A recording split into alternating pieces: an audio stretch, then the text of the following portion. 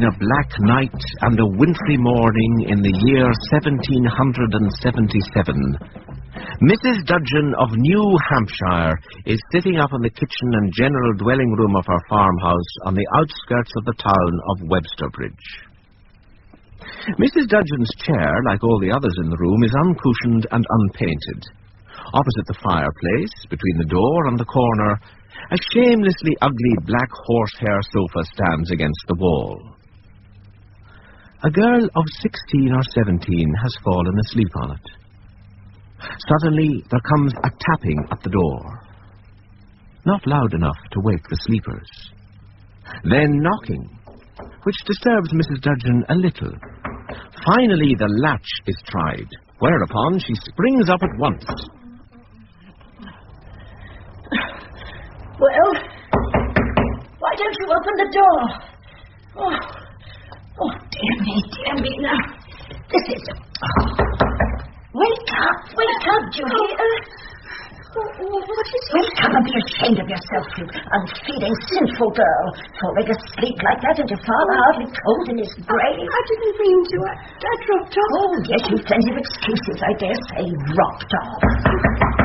Why don't you get up and let your uncle in? After me waiting up all night for him. There.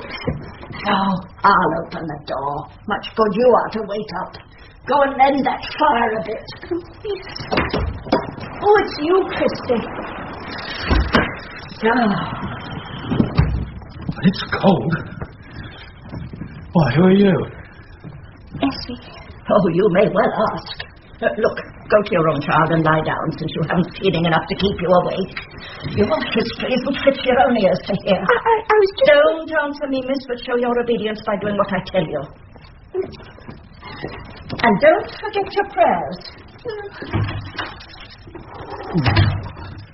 She'd have gone to bed last night just as if nothing had happened if I'd let her. Well, she can't be expected to feel Uncle Peter's death like one of the family. What are you talking about, child? Isn't she his daughter? The punishment of his wickedness and shame? Uncle Peter's daughter? Why else should she be here? Do you think I've not had enough trouble and care put upon me bringing up my own girls? Let alone you and your good-for-nothing brother. Without having your uncle's bastards. She may hear you. Let her hear me. People who fear God don't fear to give the devil's work its right name. Well... And how long are you going to stare there like a stuck pig? What news have you for me? The minister's to break the news to you. Break? He'll be here presently. Break what news? Father's dead, too. Your father? It's not my fault. When we got to Nevinstown, we found him in bed.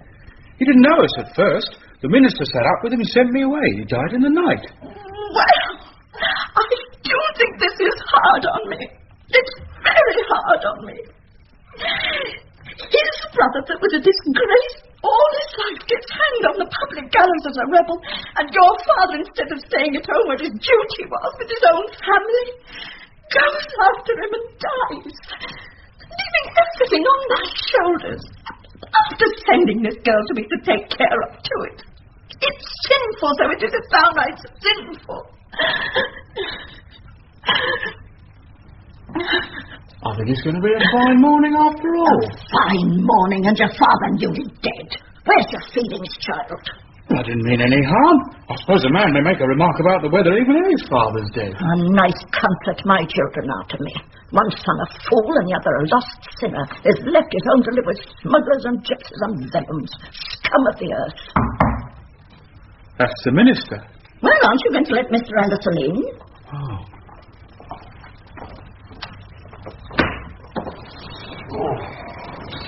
Have you told her, Christy?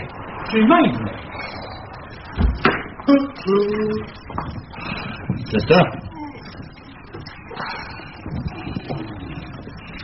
The Lord has laid his hand very heavily upon you. It's his will, I suppose. I must bow to it. But I do think it's hard.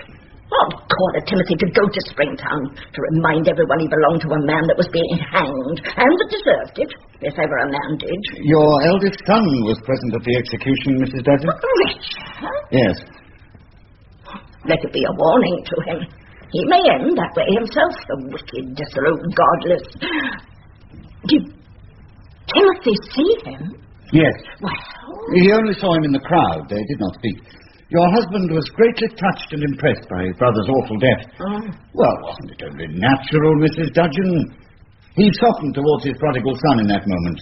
He sent for him to come to see him. Sent for Richard? Yes, but Richard would not come. He sent his father a message. But I'm sorry to say it was a wicked message. An awful message. What was it? That he would stand by his wicked uncle and stand against his good parents in this world and the next. He will be punished for it. He will be punished for it. In both worlds. That is not in our hands, Mrs. Dudgeon. Did I say it was, Mr. Anderson? We are told that the wicked shall be punished. Why should we do our duty and keep God's law if there's to be no difference made between us and those who follow their own likings and dislikings, and make a jest of us and of their Maker's word? Well, Richard's earthly father has been merciful to him, and his heavenly judge is the father of us all. Richard's earthly father was a soft-headed... Well, I am Richard's mother. If I am against him, who has any right to be for him? Well, won't you sit down, Mr. Anderson? I should have asked you before, but I'm so troubled. Thank you. Has Christie told you about the new will? The new will? But did Timothy... Yes, in his last hours he changed his mind. And you let him rob me? I had no power to prevent him giving what was his to his own son. He had nothing of his own. His money was the money I brought him as my marriage portion. It was for me to deal with my own money and my own son. He dare not have done it if I'd been with him, and well he knew it. That was why he stole away like a thief, to take advantage of the law, to rob me by making a new will behind my back. The more shame on you, Mr. Anderson. What? You, minister of the gospel, to act as his accomplice in such a crime. I will take no offence at what you say in the first bitterness of your grief. Grief? Well, of your disappointment, if you can find it in your heart to think that the better word. My heart? My heart? And since when have you begun to hold up our hearts as trustworthy guides for us? Don't lie, Mr. Anderson. We are told that the heart of man is deceitful above all things and desperately wicked. My heart belongs not to Timothy, but to that poor wretched brother of his that has just ended his days with a rope around his neck. What? Aye, to Peter Dudgeon. You know it, old Eli Hawkins, the man to whose pulpit you succeeded, though you're not worthy to loose his shoe latchet, told you, and he gave over our souls into your charge. He warned me and strengthened me against my heart, and made me marry a God-fearing man, as he thought. What else but that discipline has made me the woman I am? And you who followed your heart in marriage, you talk to me of what I find in my heart. No. Go home to your pretty wife, man, and leave me to my prayers. The Lord forbid that I should come between you and the source of all comfort. The Lord will know what to forbid and what to allow without your help. And whom to forgive, I hope. Eli Hawkins and myself, if we ever set up our preaching against his law. Just one word. On necessary business, Mrs. Dudgeon. There is the reading of the will to be gone through, and Richard has a right to be present. He is in the town, but he has the grace to say that he does not want to force himself in here. He shall come here. Does he expect us to leave his father's house for his convenience? Let them all come, and come quickly, and go quickly. They shall not make the will an excuse to shirk half their day's work. I shall be ready, never fear. Mrs. Dudgeon, I used to have some little influence with you. When did I lose it? When you married for love. Now you're answered. Yes, I'm answered.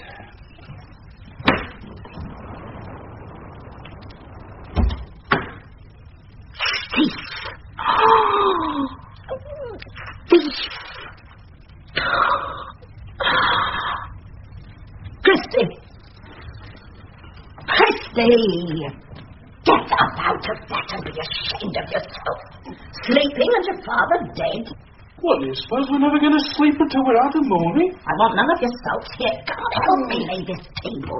We shall have the minister back here with the lawyer and all the family to read the will before you've done toasting yourself. Go wake that girl. And light the stove in the shed. You can't have your breakfast here. And mind you wash yourself. Make yourself fit to receive the company. Now mind, there are 10 biscuits there, and let there be 10 when I come back after dressing myself. And keep your fingers off the raisins in that cake. And tell Effie the same. I suppose I can trust you to bring in the case of stuffed birds without breaking the glass. You'd better put the inkstand instead for the lawyer. That's no answer to make me, sir. Go and do as you're told. Oh, stop. You take down that shutter before you go. Let the daylight in. Can't expect me to do all the heavy work of the house. A great lout like you idling about. There's the minister's wife. What? Is she coming here? Yeah. What does she want troubling me at this hour before I'm properly dressed to receive people? Better ask her. You better keep a civil tongue in your head. So tell that girl to come to me as soon as she's had her breakfast. And tell her to make herself fit to be seen before the people. Nice manners, that. Come in. Oh, it's you, is it, Mrs. Anderson? Yes. Can I do anything for you, Mrs. Dudgeon? Can I help to get the place ready before they come to read the will? Thank you, Mrs. Anderson. My house is always ready for anyone to come into. Yes, indeed it is. Perhaps you'd rather I didn't intrude upon you just now. Oh, one more or less will make no difference this morning, Mrs. Anderson. Now that you're here, you'd better stay, if you wouldn't mind shutting the door. Oh. That's better. I must go and tidy myself a bit. I suppose you don't mind stopping here to receive anyone that comes until I'm ready. Oh, yes, certainly. Leave that to me, Mrs. Dudgeon, and take your time. I thought that would be more in your way than getting the house ready. Ah, there you are, Patsy. Come here, let me look at you. Oh, that's what you call doing your hair properly, I suppose. It's easy to see what you are now you were brought up. Now listen to me and do what you're told. You sit down there in the corner by the fire, and when the company comes, don't dare to speak until you're spoken to. Now, your father's people had better see you and know that you're there. They're as much bound to keep you from starvation as I am. At any rate, they might help. But let me have no chattering, and making free with them as if you were their equal. Do you hear? Yes. Well, then go and do as you're told. Well, never mind her, Mrs. Anderson. You'll know who she is and what she is. If she gives you any trouble, just tell me, and I'll settle accounts with her.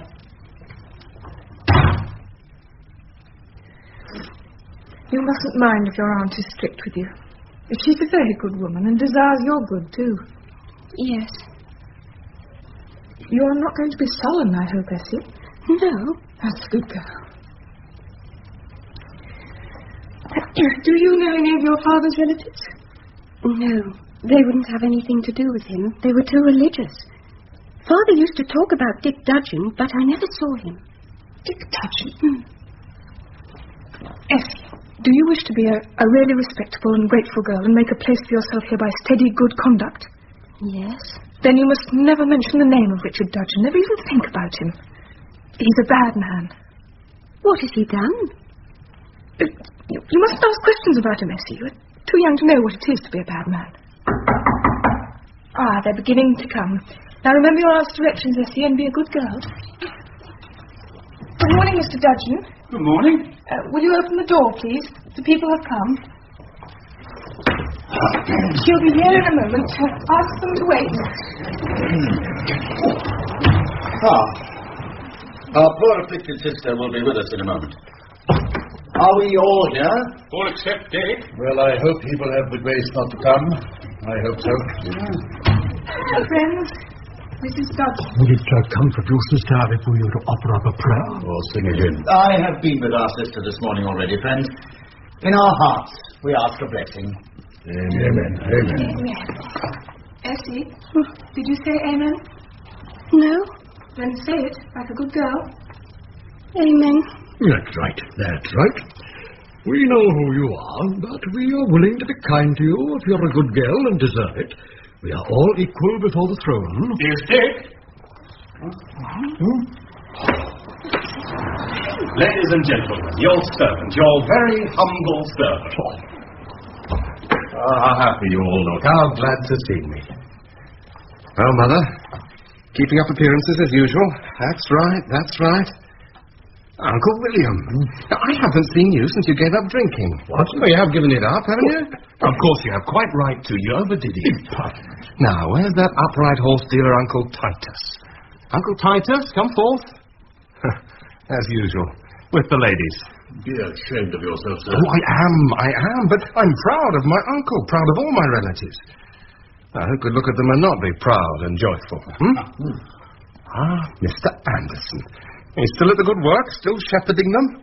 Keep them up to the mark, Minister, keep them up to the mark. Come, clink a glass with me, Pastor, for the sake of old times. You know, I think, Mr. Dudgeon, that I do not drink before dinner. You will someday, Pastor. Uncle William used to drink before breakfast. I did not. Oh, come, it will give your sermons unction.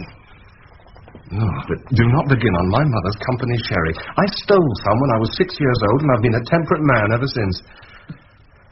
So I hear you're married, Pastor, and that your wife has a most ungodly allowance of good looks. Sir, you are in the presence of my wife.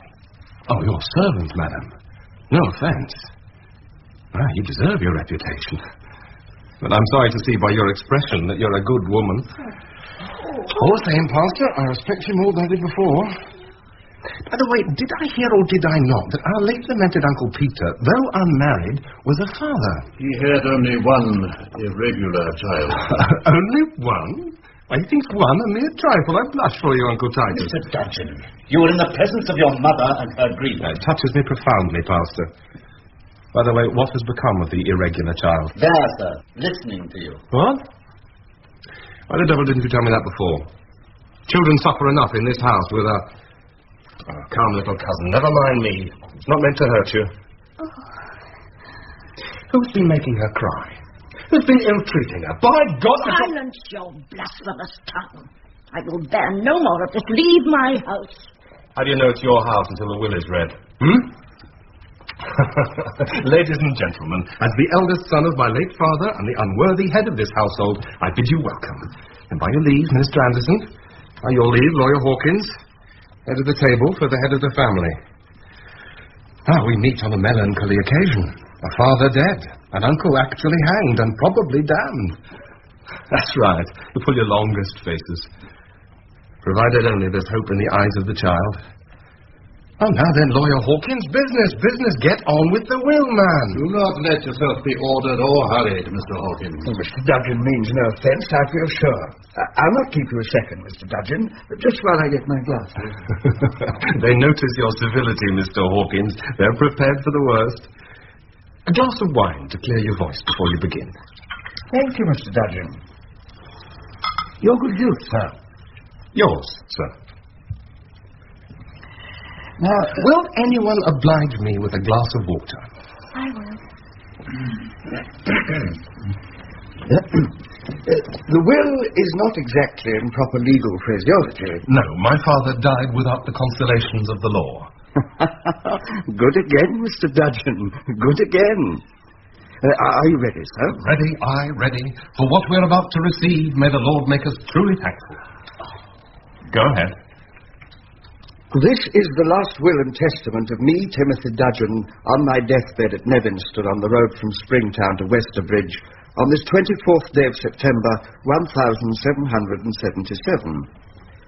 I hereby revoke all former wills made by me and declare that I am of sound mind and know well what I'm doing, and that this is my real will according to my own wish and affections. Oh, it's bad phraseology. Wrong phraseology. I give and bequeath £100 to my younger son, Christopher Dudgeon, £50 to be paid to him on the day of his marriage to Sarah Wilkins, if she'll have him, and £10 on the birth of each of his children up to the number of 5. How if she won't have him? She will if I have £50. That's good, my brother. Proceed. I give and bequeath to my wife, Annie Dudgeon, born Annie Primrose. You see, he didn't know the law, Mr. Dudgeon. Your mother was not born Annie. She was christened so. An annuity of £52 a year for life, to be paid out of the interest of her own money. There's the way to put it, Mr. Dudgeon. Her own money. A very good way to put God's truth. It was every penny my own. £52 a year. And I recommend her for her goodness and piety, to the forgiving care of her children, having stood between them and her as far as I could to the best of my ability. And this is my reward. You know what I think, Mr. Anderson. You know the word I gave for it. Cannot be helped, Mrs. Dudgeon. We must take what comes to us. Go on, sir. I give and bequeath my house at Websterbridge, with the land belonging to it, and all the rest of my property so ever, to my eldest son and heir, Richard Dudgeon. Oh, the fatted calf, Minister, the fatted calf. On these conditions... The devil are the conditions. To wit, first, that he shall not let my brother Peter's natural child starve or be driven by want to an evil life. Agreed.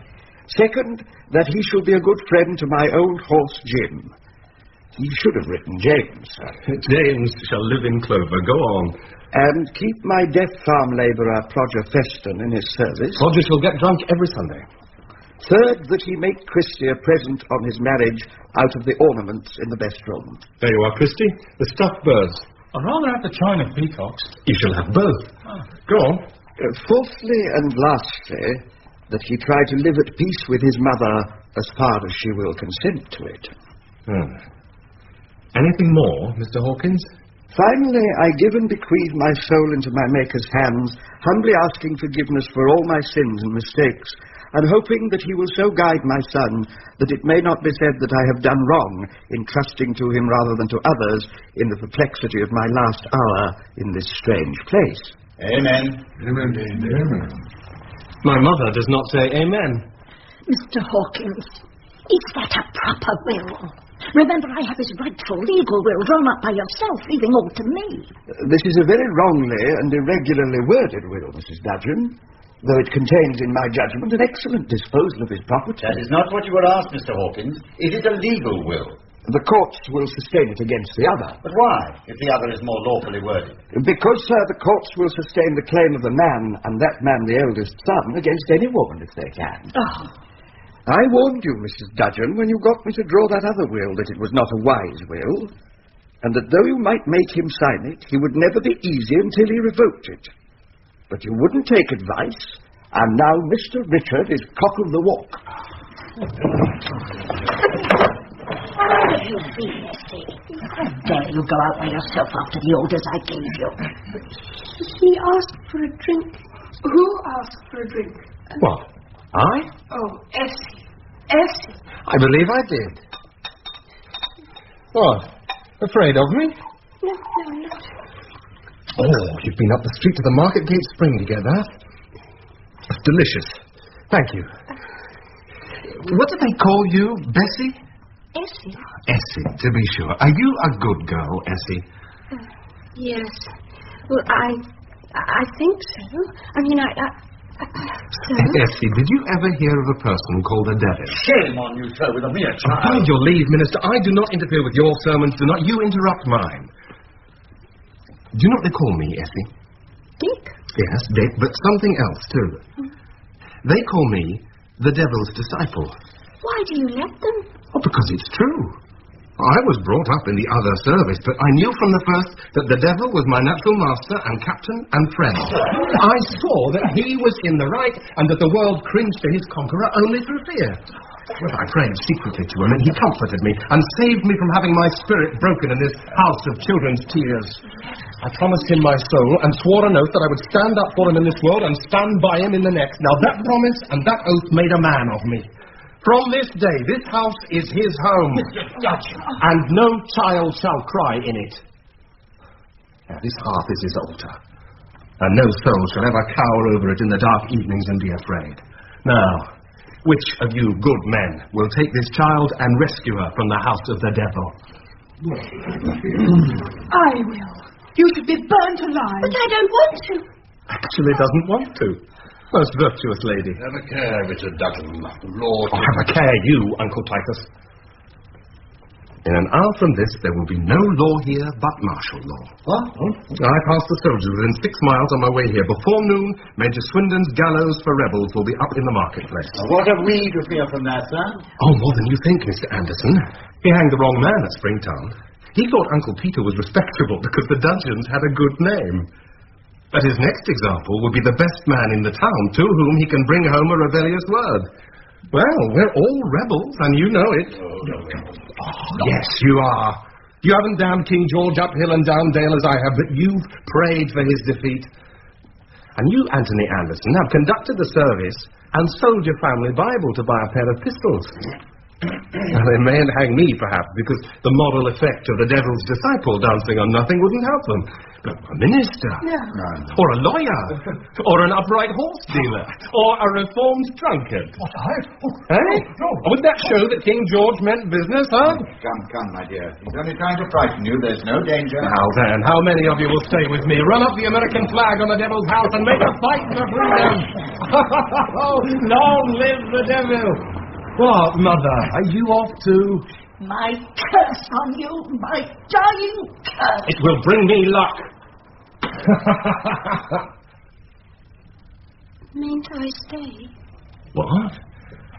Have they forgotten to save your soul and their anxiety about their own bodies? Oh, yes. You may stay. You may stay. Tears. The devil's baptism.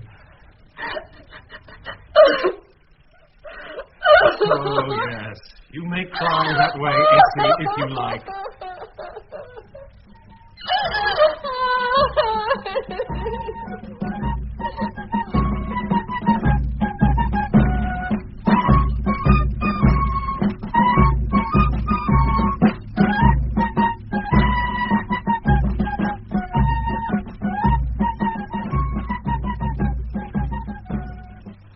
Minister Anderson's house is in the main street of Websterbridge, not far from the town hall. The evening has closed in, and the chief dwelling room is dark except for the cosy firelight and the dim oil lamp seen through the window in the wet street, where there is a quiet, steady, warm, windless downpour of rain. As the town clock strikes the quarter, Judith comes in with a couple of candles in earthenware candlesticks and sets them on the table. Oh, here you are at last. Take care, my love. I'm wet. Wait till I get my cloak off. Now.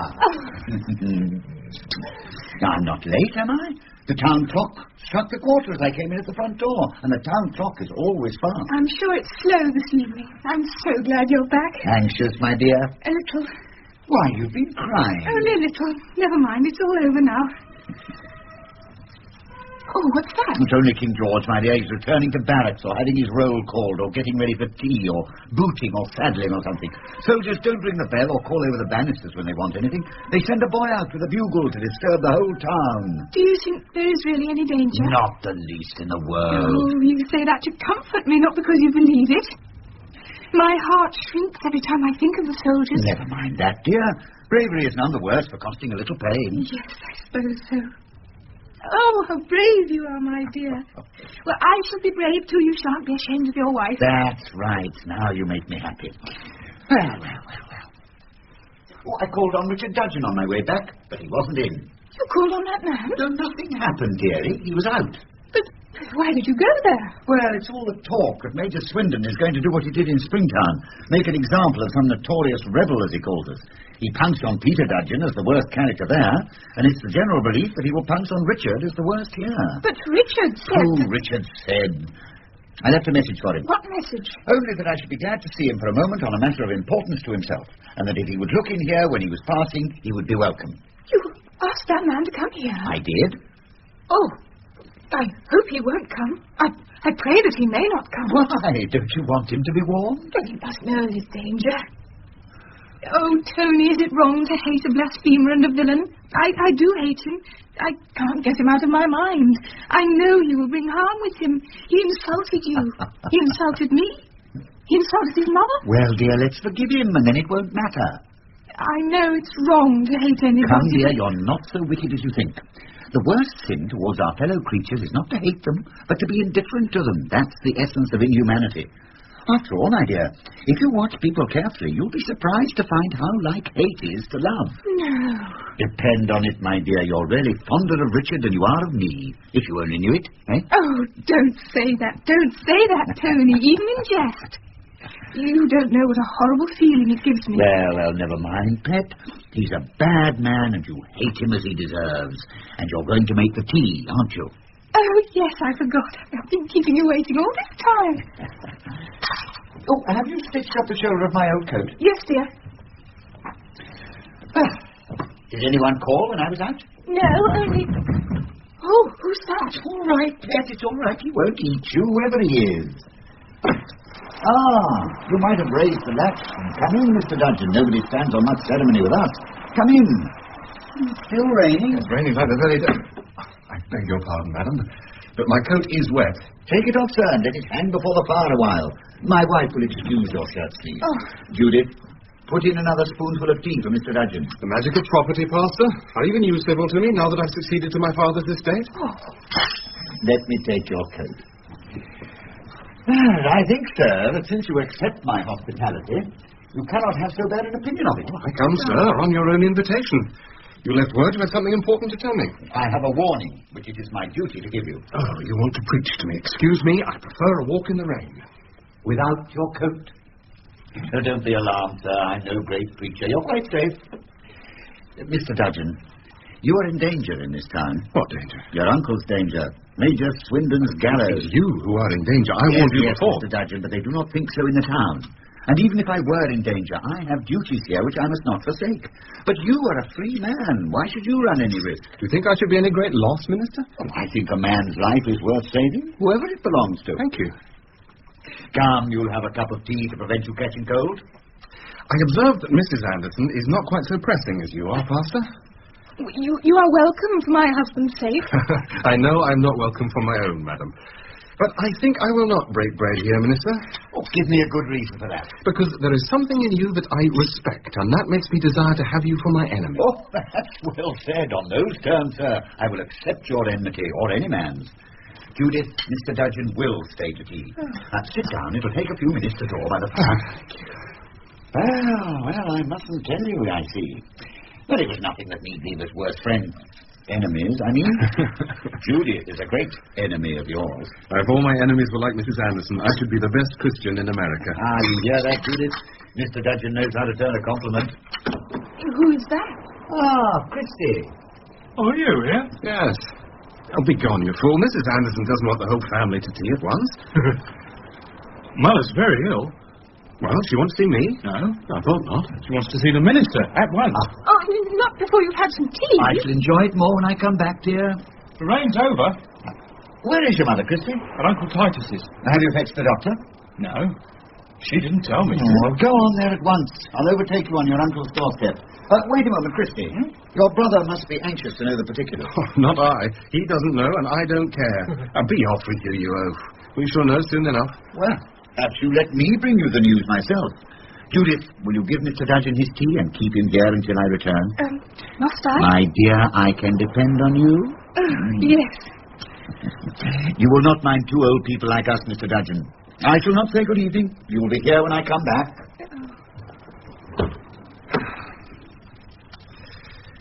Mrs. Anderson, I am perfectly aware of the nature of your sentiments toward me. I shall not intrude on you. Good evening. Oh, no, don't go. Please don't go. Why? You don't want me here? Oh, yes,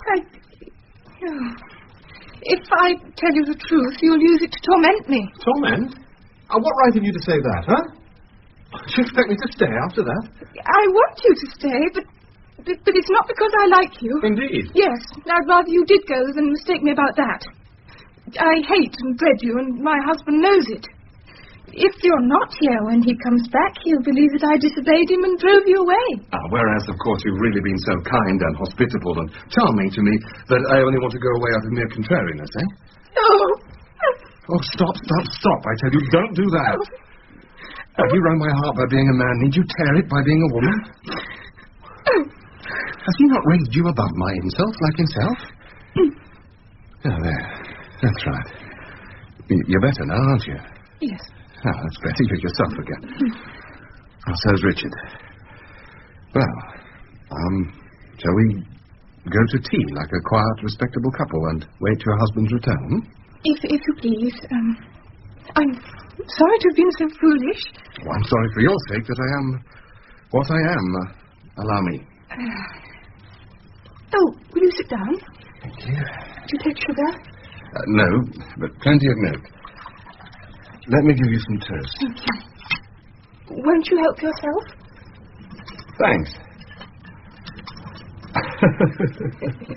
Why do you laugh?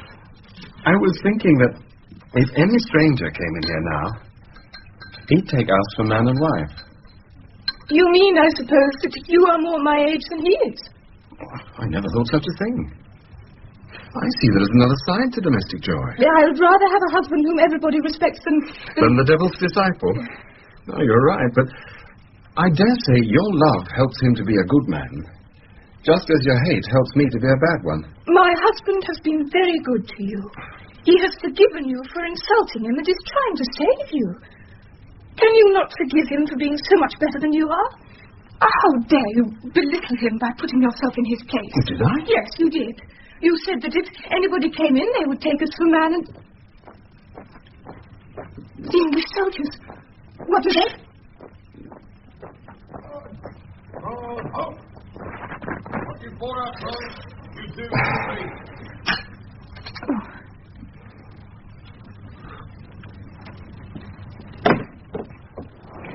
You two men stay there. No, sir. Sorry to disturb you, ma'am. Duty.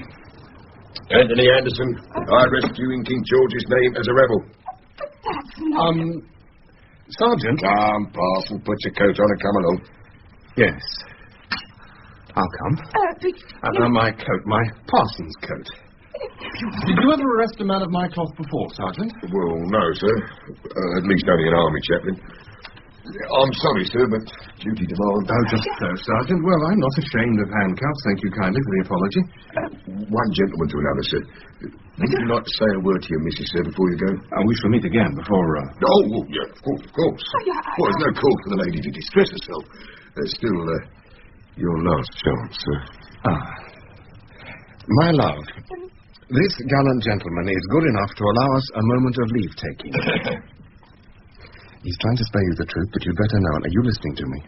Do you understand that I am going to my death? And remember, you must now find our friend who was with us just now. Do you understand? Yes. See that you get him safely out of harm's way. Don't fear life. Let him know of my danger. But if he finds out, tell him that he cannot save me. They would hang him and they would not spare me. And tell him that I am steadfast in my religion, as he is in his, and that he may depend on me to the death. And now, my dear, I'm afraid the sergeant will not believe that you love me like a wife unless you give me one kiss before I go. Oh, I want to tell... It's murder. No, only a kiss. For his sake. I can't. You must... Oh, my poor girl. Oh. Now, Sergeant, quick, before she comes to, the handcuffs. Oh, never mind, sir, I'll trust you. You're a game one. You ought to be a soldier, sir. You two get fell in. Between them two, please. Goodbye, wife. Goodbye, home. Muffle the drums and quick march.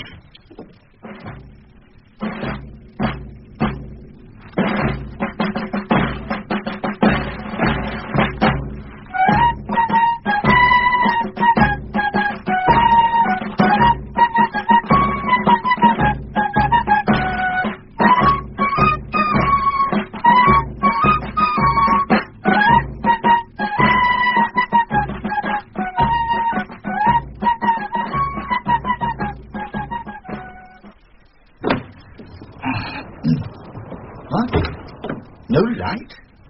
What on earth? Judith? Judith? Judith! Yes. Did you call? What's the matter? I've just come in and found you lying here with the candles burnt out and the tea poured out and cold. What has happened? I don't know. Have I been asleep, I suppose? I don't know. Heaven forgive me, I left you alone with that scoundrel. Oh, my poor pet. Oh, what shall I do? Oh, my God, what shall I do? Never mind, my dearest dear. It was my fault. Come, you're safe now. You're not hurt, are you? There, that's right. If only you're not hurt, nothing else matters. Tony? Yes, dear. Do you think we're only in a dream now? Perhaps so, pet. But you may as well dream a cup of tea when you're about it. Oh, stop. You don't know. Dear, what is it? I can't bear it any longer. You must tell me. Oh, it was all my fault. I was mad to trust him. No, don't say that. You mustn't say that. Oh, no, I can't. Don't even... What? Don't speak to me. Take my hands. Both my hands. Make me think of you, not of him. There's danger. There's frightful danger. But it's your danger. And I can't keep thinking of it. I can't. My mind keeps going back to his danger. He must be saved. No, you must be saved. You. Oh, heaven help me. Now, calmly, my pet. You're quite distracted. But I may well be. I don't know what to do. I don't know what to do. He must be saved. Oh, excellent. What do you want? I was to come to you. Who told you to? Are you here? Of course. Don't be foolish, child. Now, gently, dearest, you'll frighten her. Come here, Essie. Now, who sent you? Dick? He sent me word by a soldier. I was to come here at once and do whatever Mrs. Anderson told me. A soldier? Oh, I see it all now. They've arrested Richard. No.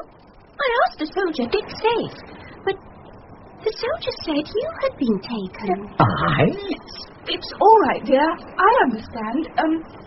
Thank you, Essie, for coming, but you may go home now. I don't need you now. Are you sure Dick's not been touched? Perhaps he told the soldier to say it was the minister. Mrs. Anderson, do you think it can have been that? Now, tell her the truth if it is so, Judith. She will learn it from the first neighbour she meets in the street. Oh, but what will they do to him? Oh, what will they do to him? Will they hang him? I hope not, Essie, I hope not. Now, perhaps if you're very quiet and patient, we may be able to help him in some way. Yes, help him. Yes. I'll be good. I must go to him at once, Judith. No. I'll be good. You must go away. Far away to some place of safety. Oh, fool. Do you want to kill me? Do you think I can bear to live for days and days with every knock at the door, every footstep giving me a spasm of terror?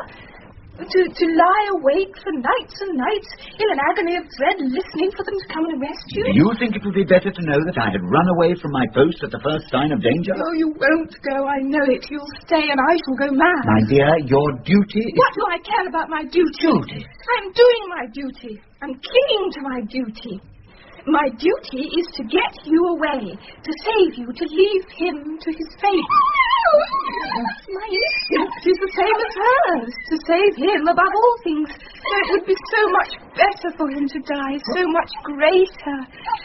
But I know you will take your own way as he took it. I have no power. I am only a woman. I can do nothing but sit here and suffer. Only tell him I tried to save you, that I did my best to save you. Dear, I'm afraid he'll be thinking more of his own danger than of mine. Oh, stop! Or I shall hate you. Come. How am I to leave you if you talk like this? Quite out of your senses. Now, just wait outside a moment like a good girl. Mrs. Anderson is not well. Now, never fear. I'll come to you presently and I'll go to Dick. You're sure you will go to him? You won't let her prevent you. No. It's all right. Now, there's a good girl. Oh, you're going to your death? Then I shall go in my best coat, dear. Now, my dear, it seems that he's gone in my best coat. Yes. Did the soldiers make a mistake? Yes, they made a mistake. Well, he might have told them. Oh, poor fellow, he was too upset, I suppose. Yes, he might have told them. So might I. Well, it's all very puzzling. It's almost funny. It's curious how these little things strike one, even in the most... I'd better take him his own coat. I know what he'll say. Anxious about my soul, Pastor, and also about your best coat. I wish I knew what has frightened you so. Was there a struggle? Did he fight? No, he smiled. Did he realize his danger, do you think? He realized yours. Mine? He said, see that you get him safely out of harm's way. I promised. I can't keep my promise. He said, don't for your life let him know of my danger. I've told you of it. He said that if you found it out, you couldn't save him, that they will hang him and not spare you. And you think I will let a man with that much good in him die like a dog, when a few words might make him die like a Christian? I'm ashamed of you, Judith. He will be steadfast in his religion as you are in yours, and you may depend upon him to the death. He said so. God forgive him. What else did he say? He said goodbye. Poor fellow. You said goodbye to him in all kindness and charity, Judith, I hope. I kissed him. What? Judith? Oh, you're angry? No, you were right. Oh, the poor fellow. To be hanged like that at his age. Did they take him away? Well, when you were here, that's the next thing I remember. I suppose I fainted. Now, bid me goodbye, Tony. Perhaps I shall faint again. I wish I... No, my dear. You must pull yourself together and be sensible. I am in no danger, not the least in the world. You're going to your death, Tony. Your sure death, if God will let innocent men be murdered. They'll not let you see him. They'll arrest you the moment you give your name. It was for you the soldiers came. For me? He took your place. He's dying to save you. That is why he went in your coat. That is why I kissed him. Blood and all. Here, Effie. Off with you as far as you can run to the inn. Tell them to saddle the fastest and strongest horse they have. Oh, yes. The chestnut mare, if she's fresh, without a moment's delay. Go into the stable yard and tell the black man there that I'll give him a $1 if the horse is waiting for me when I come, and that I'm close on your heels. Now, away with you. Now, where are my boots? You're not going to him? Going to him? What good would that do? I'll go to them, so I will. Get me the pistols, if I want them. And money. I want money. All the money in the house. Oh, great satisfaction it would be to him to have my company on the gallows. You're deserting Who's him, this then? young woman and get the pistols? If they took him for me in my coat, perhaps they'll take me for him in his. Do I look like him? Horribly unlike him. Oh, we shall see. Is it of any use to pray now, do you think? Pray? Can we pray Swindon's rope off Richard's neck? God may soften Major Swindon's heart. Let him then. I'm not God. I must go to work another way. Oh. There. Keep that. I've taken $25. Have you forgotten even that you're a minister? Minister, my hat. Where's my hat? Now, listen, you. If you can get a word with him by pretending you're his wife, tell him to hold his tongue until morning. That will give me all the start I need. You may depend on him to the death. You're a fool. A fool, Judith. You don't know the man you're married to. Well, is the horse ready? It will be ready when you come. Good. Won't you say goodbye? Waste another half-minute, sir. Oh, has he gone to save Richard? He has, hasn't he? To save Richard? No. Richard has saved him. He's gone to save himself. Richard must die.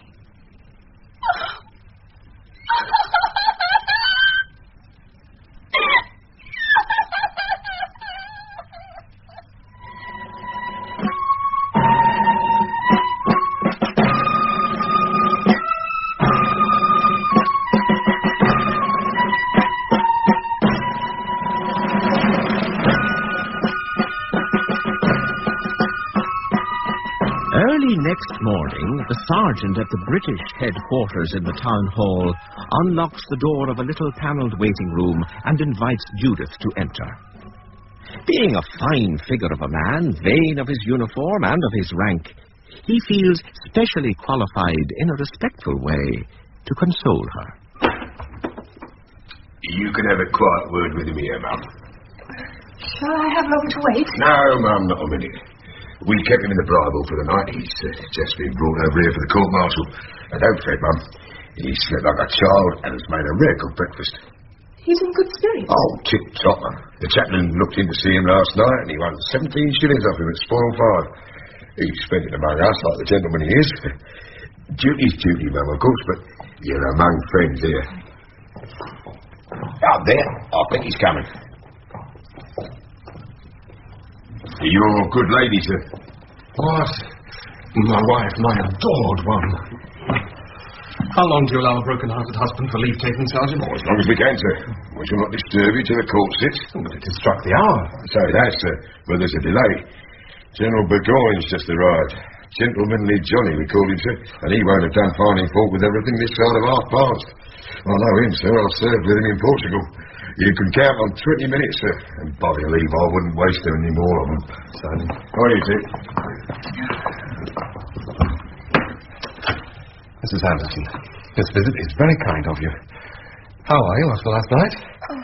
I had to leave before you recovered, but I sent word to Effie to go and look after you. She did understand the message. Don't think about me. I haven't come here to talk about myself. Are they going to... Well, at noon, punctually. At least, that was when they disposed of Uncle Peter. Oh. Is your husband safe? Is he on the wing? He is no longer my husband. Eh? I disobeyed you. I told him everything. I expected him to come here and save you. I wanted him to come here and save you. He ran away instead. Well, that's what I meant him to do. What good would his staying have done? They'd only have hanged us both. Richard Dudgeon, on your honour, what would you have done in his place? Exactly what he has done, of course. Oh, why will you not be simple with me, honest and straightforward? If you're so selfish as that, why did you let them take you last night? Upon my life, Mrs. Anderson, I don't know. I've been asking myself that question ever since, and I can find no manner of reason for acting as I did. You know you did it for his sake, believing he was a more worthy man than yourself. Oh, no, that's a very pretty reason, I must say, but I'm not so modest as that. No, it wasn't for his sake. Was it for my sake? Well, you had a hand in it. Must have been little for your sake. You let them take me, at all events. Oh, do you think I've not been telling myself that all night? Your death will be at my door. If I could save you as you did him, I would do it, no matter how cruel the death was. I'm very sure I wouldn't let you. Don't you see that I can save you? How? By changing clothes with me, eh? Don't. No, by telling the court who you really are. No use. They wouldn't spare me, and it would spoil half his chance of escaping. They're determined to cow us by making an example of somebody on that gallows today. Well, let us cow them by showing that we can stand by one another to their death. That is the only force that can send Burgoyne back across the Atlantic and make America a nation. Oh, what does all that matter? True. What does it matter? What does anything matter? You see, men have these strange notions, Mrs. Anderson, and women see through the folly of them. Women have to lose those they love through them. They can easily get fresh lovers. Oh. Do you realise that you're going to kill yourself? The only man I have any right to kill, Mrs. Anderson. Oh. Don't be concerned. No woman will lose her lover through my death. Bless you, nobody cares for me. Have you heard that my mother is dead? Dead? Of heart disease in the night. Her last word to me was her curse. I don't think I could have borne her blessing. My other relatives will not grieve much on my account. Essie will cry for a day or two, but I've provided for her. I made my own will last night. And I? You? Yes, I. Am I not to care at all? Not a scrap. Oh, you expressed your feelings towards me very frankly yesterday. What happened may have softened you for the moment, but believe me, Mrs. Anderson, you don't like a bone in my skin or a hair on my head. Oh. I shall be as good a riddance at 12 today as I should have been at 12 yesterday. What can I do to show you that you're mistaken? Don't trouble. I'll give you credit for liking me a little better than you did. All I say is that my death will not break your heart. How do you know? Mrs. Anderson. Excuse me, they'll be here for me presently. It is too late. It is not too late. Call me as a witness. They'll never kill you when they know how heroically you have acted. Indeed, but if I don't go through with it, where will the heroism be? I shall simply have tricked them, and they'll hang me for that like a dog. Serve me right, too. Oh, I believe that you want to die. No, I don't. Then why not try to save yourself? I implore you, listen. You said just now that you saved him for my sake. Yes, a little for my sake. Well, save yourself for my sake, and I will go with you to the end of the world. Judith. Yes. If I said, to please you, that I did what I did ever so little for your sake, I lied, as men always lie to women. I should have done the same for any other man in town or any other man's wife. Now, do you understand that? Yes. You mean that you do not love me? Is that all it means to you? What more? What worse can it mean to me? Oh, well, one moment more. I pray to you. Come in. George, that's it. Quite ready now, Sergeant. Now, my dear. Only one thing more, I entreat. I implore you, let me be present in the court. I've seen Major Swindon. He said I should be allowed if you ask it. You will ask it. It is my last request. I shall never ask you anything again. I beg and pray it of you. If I do, will you be silent? Yes. You will keep faith? I will keep faith. Oh. Just her other arm, Sergeant.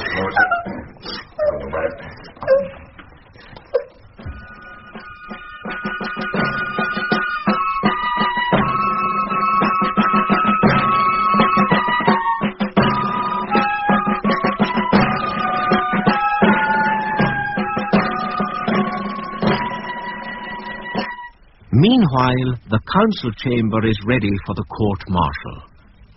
It is a large, lofty room with a chair of state in the middle, under a tall canopy with a gilt crown and maroon curtains with the royal monogram G.R. In front of the chair is a table also draped in maroon with a bell, a heavy inkstand and writing materials on it. Several chairs are set at the table. Major Swindon, a pale, sandy-haired, very conscientious-looking man of about 45, sits at the end of the table with his back to the door, writing. He is alone until the sergeant announces the general, in a subdued manner which suggests that gentlemanly Johnny has been making his presence felt rather heavily. The general, sir. General Burgoyne is 55 and very well preserved. He is a man of fashion, gallant enough to have made a distinguished marriage by an elopement, witty enough to write successful comedies, aristocratically connected enough to have had opportunities of high military distinction. His eyes, large, brilliant, apprehensive and intelligent, are his most remarkable feature. Without them, his fine nose and small mouth would suggest rather more fastidiousness and less force than go to the making of a first-rate general. Major Swindon, I presume. Yes, General Burgoyne, if I mistake not. I am glad to have the support of your presence this morning. It is not particularly lively business hanging this poor devil of a minister. No, sir, it's not. It is making too much of the fellow to execute him. What more could you have done if you'd been a member of the Church of England? Martyrdom, sir, is what these people like. It is the only way in which a man can become famous without ability. However, you have committed us to hanging him, and the sooner he is hanged, the better. We have arranged it for 12 o'clock. Nothing remains to be done except to try him. Nothing except to save your own necks, perhaps. Have you heard the news from Springtown? Nothing special. The latest reports are satisfactory. Satisfactory, sir? Satisfactory. I'm glad you take that view of them. Do I understand that, in your opinion... I do not express my opinion. I never stoop to that habit of profane language which unfortunately coartens our profession.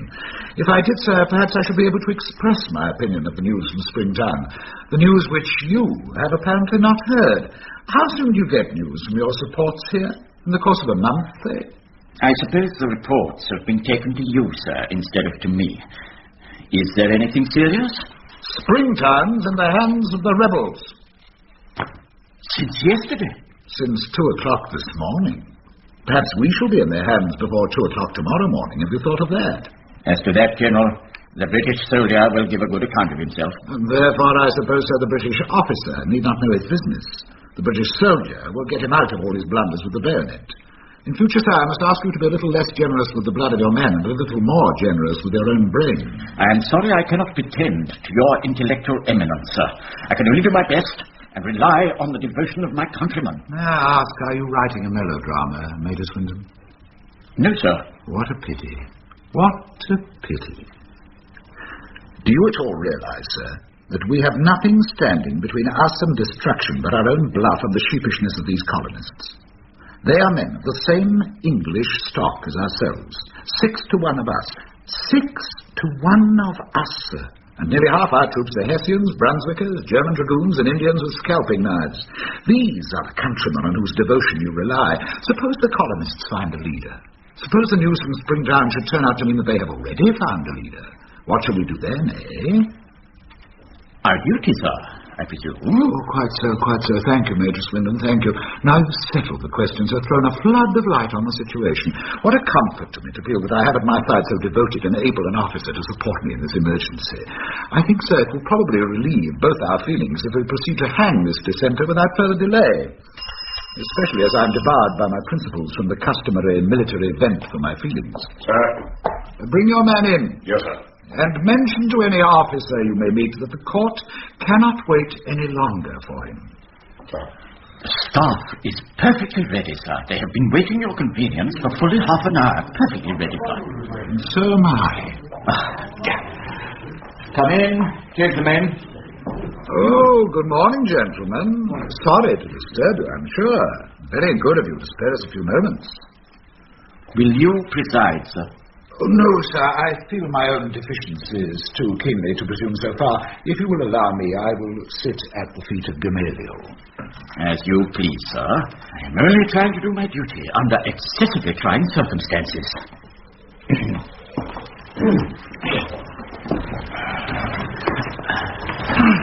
Bring in the prisoner. Who is that woman? His wife, sir. She begged me to allow her to be present, and I thought... You thought it would be a pleasure for her. Quite so, quite so. Give the lady a chair and make her thoroughly comfortable. Thank you, sir. Your name, sir? Oh, come, you don't mean to say that you brought me here without knowing who I am? As a matter of form, sir. Give your name. Matter of form, then. My name is Anthony Anderson, Presbyterian minister in this town. Indeed. Pray, Mr. Anderson, what do you gentlemen believe? I shall be happy to explain, if time is allowed me. I cannot undertake to complete your conversion in less than a fortnight. We are not here to discuss your views. I stand rebuked. Oh, not you. I. Don't mention it. Any political views, Mr. Anderson? I understand that is just what we're here to find out. Do you mean to deny that you are a rebel? I'm an American, sir. Well, what do you expect me to think of that speech, Mr. I Anderson? expect a soldier to think, sir. I advise you not to be insolent, prisoner. You can't help yourself, General. When you make up your mind to hang a man, you put yourself at a disadvantage with him.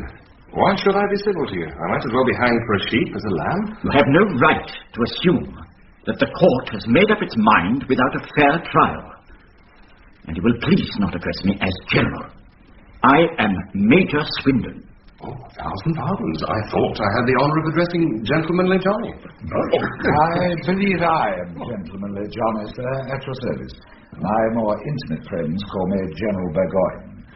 You will understand, sir, I hope, since you seem to be a gentleman and a man of some spirit, in spite of your calling, that if we should have the misfortune to hang you, we shall do so as a mere matter of political necessity and military duty, without any personal ill feeling. Oh, quite so. That makes all the difference in the world, of course. How can you? You promised to be silent. Believe me, madam, your husband is placing us under the greatest obligation by taking this very disagreeable business so thoroughly in the spirit of a gentleman. Sergeant, give Mr. Anderson a chair. Now, Major Swindon, we are waiting for you. You are aware, I presume, Mr. Anderson, of your obligations as a subject of His Majesty King George III. I'm aware, sir, that His Majesty King George III is about to hang me because I object to Lord North's robbing me. That is a treasonable speech, sir. Yes, I meant it to be. How dare you? Don't you think, Mr. Anderson, that this is rather, if you will excuse the word, a vulgar line to take? Why should you cry out robbery because of a stamp duty and a tea duty and so forth? After all, it is the essence of your position as a gentleman that you pay with a good grace. Well, it's not the money, General. But to be swindled by a pig-headed lunatic like King George III...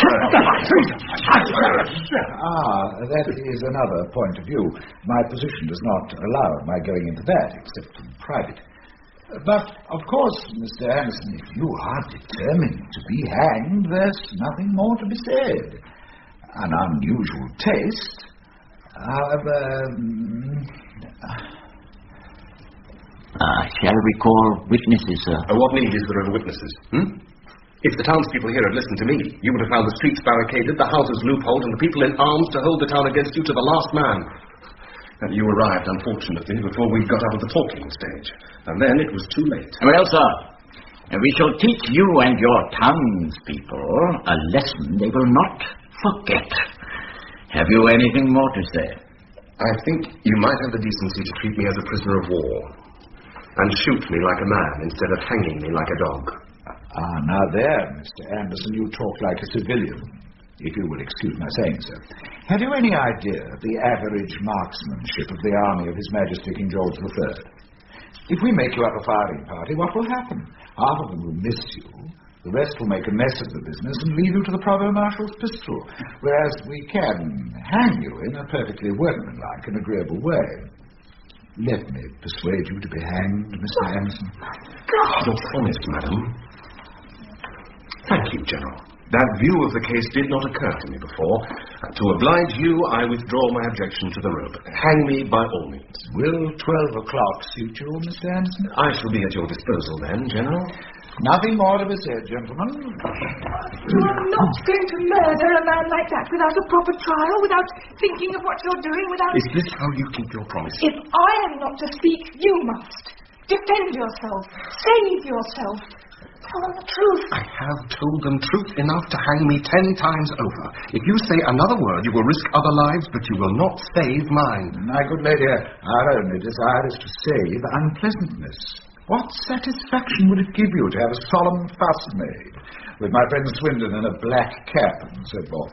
I'm sure we are greatly indebted to the admirable tact and gentlemanly feeling shown by your husband. Oh, you're mad.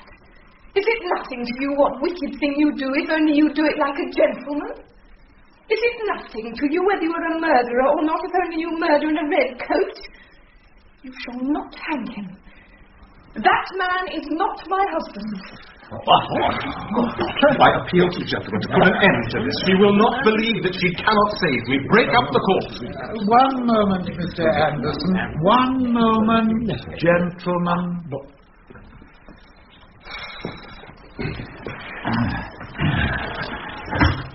Let me understand you clearly, madam. Do you mean that this gentleman is not your husband, or merely, I wish to put this with all delicacy, that you are not his wife? I don't know what you mean. I say that he is not my husband, that my husband has escaped. This man took his place to save him. Ask anyone in the town.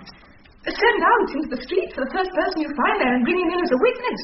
He'll tell you that the prisoner is not Anthony Anderson. Sergeant, go out into the street and bring in the first townsman you see there. Yes, sir. The first clean, sober townsman you see. Yes, sir. Sit down, Mr. Anderson. If I may call you so for the present. Sit down, madam, whilst we wait. Give the lady a newspaper. Oh, shame. If you are not her husband, sir, the case is not a serious one for her. I couldn't help it. You will understand, of course, Mr. Anderson, that you must not build on this little incident. We are bound to make an example of somebody. Oh, I quite understand. I suppose there is no use in my explaining. I think we should prefer independent testimony, if you don't mind. The sergeant, with a packet of papers in his hand, returns. He also brings with him the independent testimony, who is none other than Christy Dudgeon, who is much scared. This way. In here. Dispatch, he said. Delivered by a corporal of the 33rd. 10 feet with hard riding, sir. Come on now, then. Attention. And take your hat off. Don't be frightened, you fool. You're only wanted as a witness. They're not going to hang you. What's your name?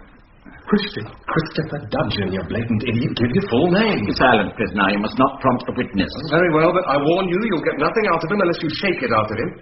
He's been too well brought up by a pious mother to have any sense of manhood left in him. Where is the man who brought these dispatches? In the guard room, sir. I must see him at once.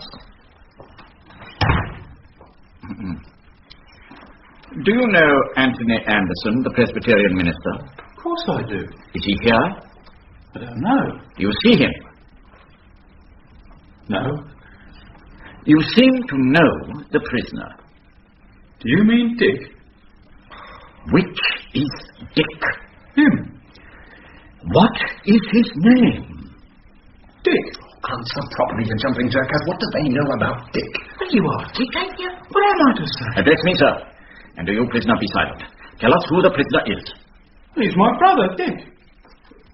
Richard Dudgeon. Your brother? Yes. You are sure he is not Anderson? Who? Oh, me. Silence, sir. Silence. Oh, he wants to know, am I Minister Anderson? Tell him. And stop grinning like a zany. You, Pastor Anderson? Well, Mr. Anderson's a minister, very good man. Dick's a bad character. Respectable people won't speak to him. He's the bad brother. I'm the good one. Who arrested this man? I did, sir. I found him in the minister's house, sitting at tea with a lady, with his coat off, quite at home. If he isn't married to her, he ought to be. Did he answer to the minister's name? Yes, sir. But not to a minister's nature. You asked the chaplain to. So, sir, you have attempted to cheat us, and your name is Richard Dudgeon. You found it out at last, have you? Dudgeon is a name well known to us. Oh, yes. Peter Dudgeon, whom you murdered, was my uncle. Ah. Are they going to hang you, Dick? Yes, now get out. They've done with you. I keep the china peacocks. Oh, get out, you blithering baboon, you! Since you have taken the minister's place, Richard Dudgeon, you shall go through with it. The execution will take place at 12 o'clock as arranged, and unless Anderson surrenders before then, you shall take his place on the gallows. Sergeant, take your man out. No. Take the woman away from you. Infernal scoundrel. What is this? What's happening? Mr. Anderson, I must touch you. I am sorry I disturbed you, General. I merely wanted to strangle your understrapper there. Understrapper? Why do you raise the devil in me by bullying a woman like that? You oatmeal-faced dog. I twist your cursed head off with the greatest satisfaction. Here, Sergeant, handcuff me, will you? Or I will not undertake to keep my fingers off him. Have you addressed profane language to the lady, Major Swindon? No, sir, certainly not. That question should not have been put to me. I ordered the woman to be removed as she was disorderly. And the fellow sprang at me. Oh, put away those handcuffs, Sergeant. I am perfectly able to take care of myself. Now you talk like a man I have no quarrel with. Mr. Anderson. His name is Dudgeon, sir. Richard Dudgeon. He is an impostor. Nonsense, sir. You hanged Dudgeon at Springtown. It was my uncle, General. Oh, your uncle? Yes. I beg your pardon, Major Swindon. Sir. We are somewhat unfortunate in our relations with your families. Well, Mr. Dudgeon, what I wanted to ask you is this. Who is William Maindeck Parshotter? He's the mayor of Springtown. Is William Maindeck and so on a man of his word? Is he telling you anything? No. Then you may depend on him. Thank you, Mr. Dudgeon. By the way, since you are not Mr. Anderson, do we still, Major Swindon? The arrangements are unaltered, General. Ah, indeed. I am sorry. Good morning, Mr. Dudgeon. Good morning, madam. Not one word more. Come. Gentlemen, we need not detain you. Major Swindon, a word with you. Swindon, do you know what this is? What? A demand for a safe conduct for an officer of their militia to come here and arrange terms with us. Oh, they're giving in. They add that they are sending the man who raised Springtown last night and drove us out, so that we may know that we're dealing with an officer of importance. He will be fully empowered to arrange the terms of... guess what? Their surrender, I hope. No. Our evacuation of the town. They offer us just 6 hours to clear out. What monstrous impudence. What shall we do, eh? March on Springtown and strike a decisive blow at once. Come to the adjutant's office. What for? To write out that safe conduct. General Burgoyne. Sir? It is my duty to tell you, sir, that I do not consider the threats of a mob of rebellious tradesmen a sufficient reason for our giving way. Suppose I resign my command to you. What will you do? I will undertake to do what we have marched south from Quebec to do, and what General Howe has marched north from New York to do. Effect a junction at Albany and wipe out the rebel army with our united forces. And will you wipe out our enemies in London, too? In London? What enemies? Jobbery and snobbery, incompetence and red tape.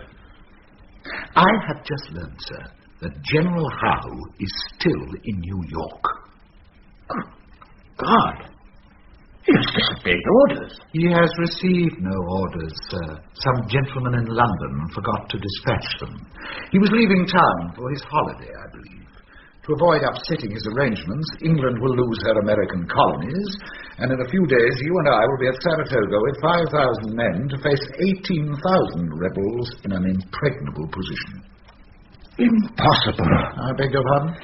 I can't believe it. What will history say? History, sir, will tell lies, as usual.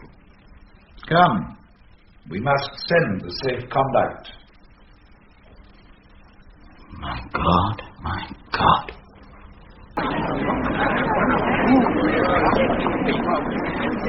As noon approaches, there is excitement in the marketplace. The Websterbridge townsfolk are present in force and in high spirits. For the news has spread that it is the devil's disciple and not the minister that King George and his terrible general are about to hang. Consequently, the execution can be enjoyed without any misgivings as to its righteousness or to the cowardice of allowing it to take place without a struggle. There is even some fear of a disappointment as midday approaches, and the arrival of the beadle with the ladder remains the only sign of preparation. But at last, reassuring shouts of, "Here they come! Here they are heard, and a company of soldiers with fixed bayonets, half British infantry, half Hessians, tramp quickly into the middle of the marketplace.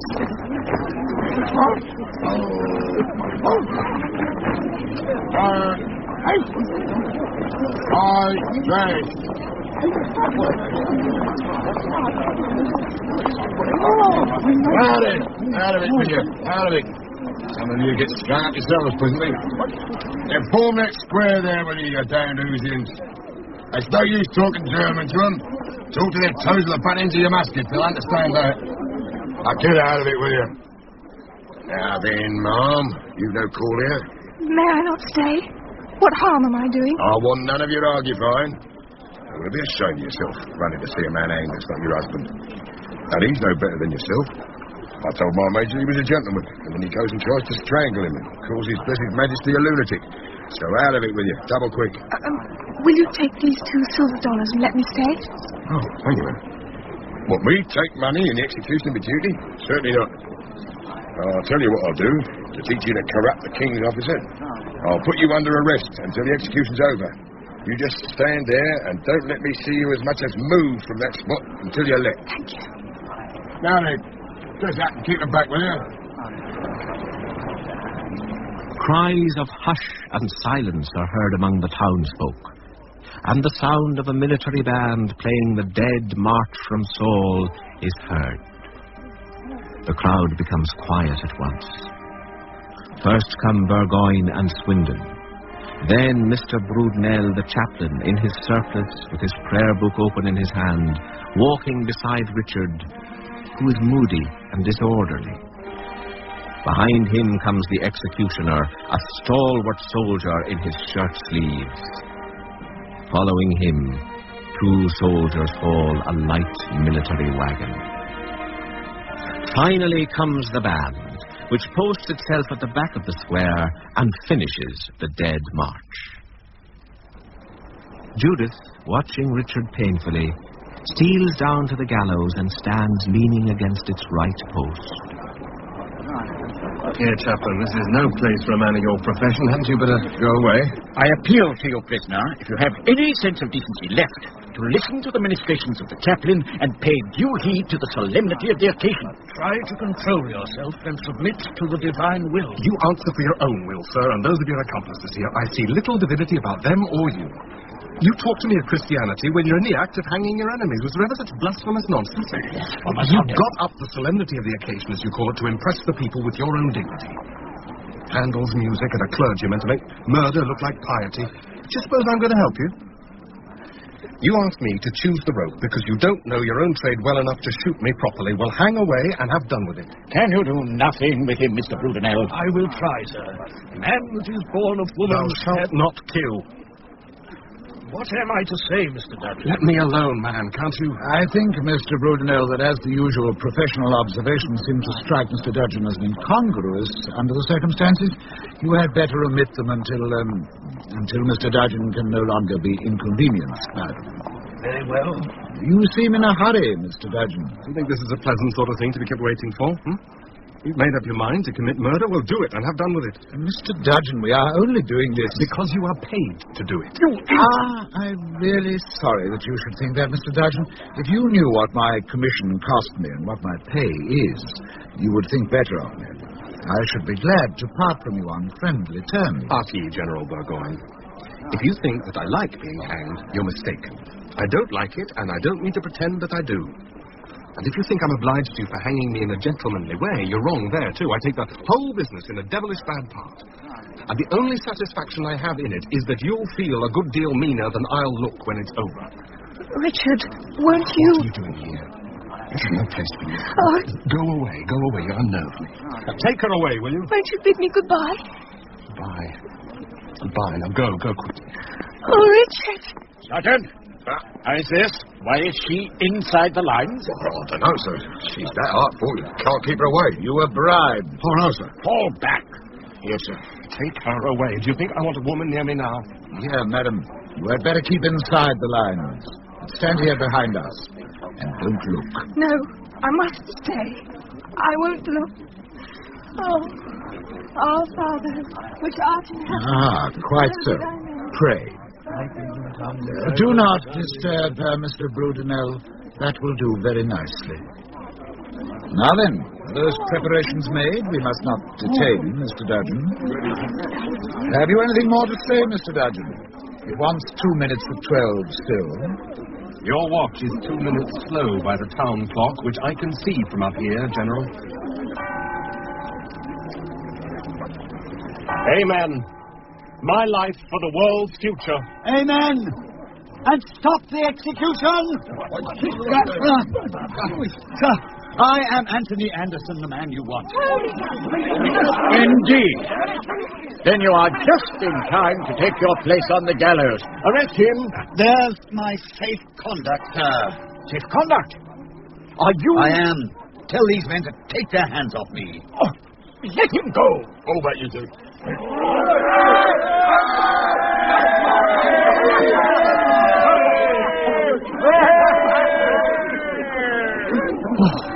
Thank God I was in time. Ample time, sir. Plenty of time. I should never dream of hanging any gentleman by an American clock. Yes, we are some minutes ahead of you already, General. Now, tell them to take the rope from the neck of that American citizen. Kindly undo, Mr. Dudgeon. Tony. Well, what do you think of your husband now, eh? I'm ashamed. You look disappointed, Major Swindon. You look defeated, General Burgoyne. I am, sir, and I am humane enough to be glad of it. Mr. Anderson. By the way, Mr. Anderson, I do not quite understand. The safe conduct was for a commander of the militia. I understand that you are a clergyman. Sir, it is in the hour of trial that a man finds his true profession. This foolish young man boasted himself the devil's disciple. But when the hour of trial came to him, he found that it was his destiny to suffer and be faithful to the death. I thought myself a decent minister of the gospel of peace, but when the hour of trial came to me, I found that it was my destiny to be a man of action, and that my place was amid the thunder of the captains and the shouting. So I am starting life at 50 as Captain Anthony Anderson of the Springtown Militia, and the devil's disciple here will start presently as the Reverend Richard Dudgeon, and wag his pow in my old pulpit and give good advice to this silly, sentimental little wife of mine. Your mother told me, Richard, that I should never have chosen Judith if I'd been born for the ministry. I'm afraid she was right. So, by your leave, you may keep my coat, and I'll keep yours. Minister, I should say, Captain, I have behaved like a fool. Like a hero. Much the same thing, perhaps. But no, if I'd been any good, I should have done for you what you did for me, instead of making a vain sacrifice. Not vain, my boy. It takes all sorts to make a world, saints as well as soldiers. And now, General, time presses, and America is in a hurry. Have you realized that though you may occupy towns and win battles, you cannot conquer a nation? My good sir, without a conquest, you cannot have an aristocracy. Come and settle the matter at my headquarters. At your service, sir. See Judith home for me, will you, my boy? Now, General. Oh, by the way, Mr. Dudgeon, I shall be glad to see you at lunch at 1:30. Bring Mrs. Anderson, if she will be so good. Take it quietly, Major Swindon. Your friend, the British soldier, can stand up to anything, except the British War Office. What orders, sir? Orders? What use are orders now? There's no army. Back to quarters and be damned! Good. That's all. Charlie. Loading the muskets. All fours. Right wheel, quick guard.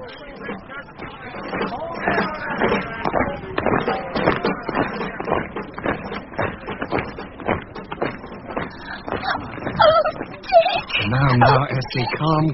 I don't mind being hanged, but I will not be cried over. No, I promise I'll be good. I want to see where the soldiers are going to. Promise me you will never tell him. Don't be afraid. Shake hands on it. They're coming back. They want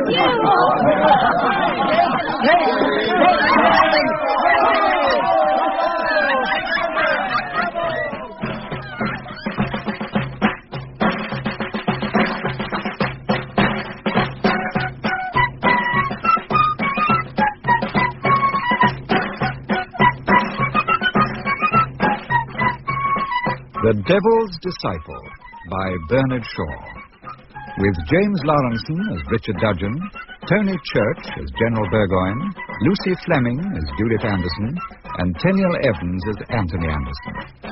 Others in the cast were Mrs. Dudgeon, Constance Chapman, Christy Dudgeon, Terence Wilton, Major Swindon, Hayden Jones, Lawyer Hawkins, Michael Rothwell, Essie, Eva Haddon, the Sergeant, Trevor Martin, Uncle William, Dennis Bowen, Uncle Titus, Esmond Rideout, and Mr. Broodnell, Timothy Kitely. The narrator was Dennis Hawthorne. The programme, which came from Bristol, was produced and directed by Brian Miller.